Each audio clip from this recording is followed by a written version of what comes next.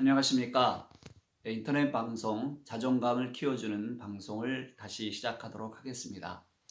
저번에 자존감을 키워주는 본질에 대한 환경적, 윤리적 또 그런 것들의 아이를 처음에 부모로서 아이를 가졌을 때의 마음, 그런 것들이 얼마나 아이의 자존감에 영향을 미치는가에 대해서 잠시 말씀을 드렸습니다.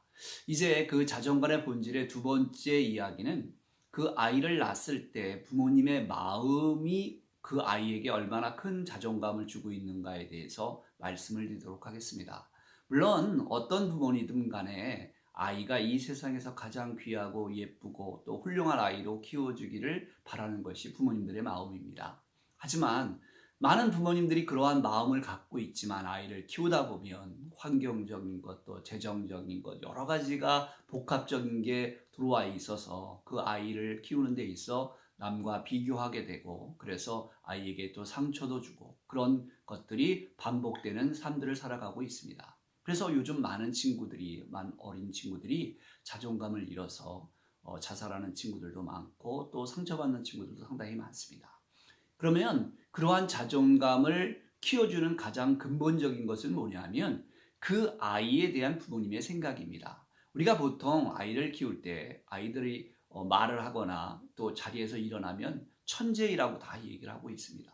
그런데 그렇게 얘기를 하면 나이 드신 부모님들이 뭐라고 얘기하냐면, 나도 그랬어. 그거 천재 아니야. 라고 다 그렇게 치부합니다. 그러나 그것은 잘못된 생각입니다. 즉 무슨 얘기냐면 모든 아이는 천재로 이 땅에 태어납니다.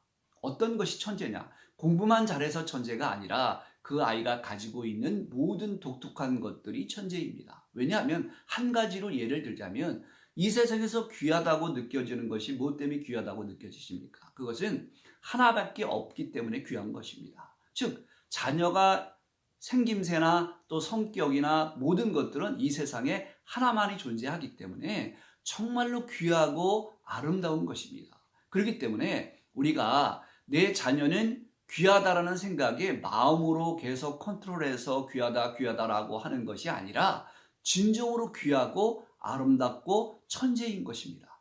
만약에 부모님이 그 아이의 천재성을 찾을 수만 있다면 그 아이를 그렇게 키우지는 않지 않겠습니까? 즉 여러분들이 알고 있는 TV 드라마에서 영재 발굴단을 보시면 아시겠지만 그 아이들이 대전에 가고 싶다 그러면 대전, 부산에 가고 싶다 그러면 부산, 그 부모님은 기쁜 마음으로 아이를 데리고 다닙니다.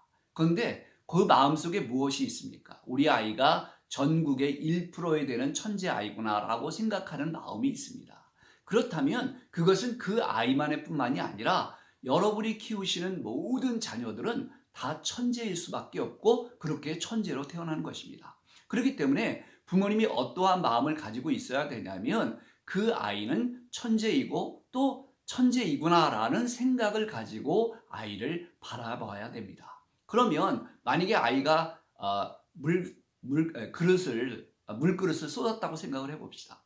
그러면 만약에 그 아이가 천재성을 띠고 아주 정말 훌륭한 아이라면 그 물을 쏟았더라도 그 물을 쏟은 그 모양을 보고 또 새로운 것들을 발견하는 마음으로 부모님은 얘기를 하실 것입니다. 야, 정말로 네가 이렇게 물을 엎질렀는데 꼭 세계지도 같네? 라는 말을 하게 됩니다.